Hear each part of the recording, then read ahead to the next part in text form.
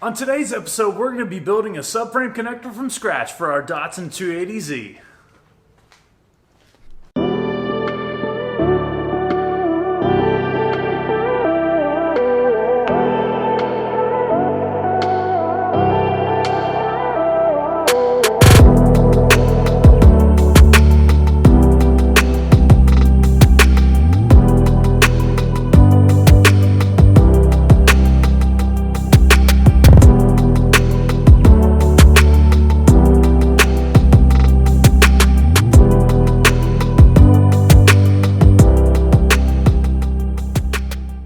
The first thing we're going to have to do is cut out our original front portion of the subframe connector so we can go ahead and make a template and get ready to fab up the new section.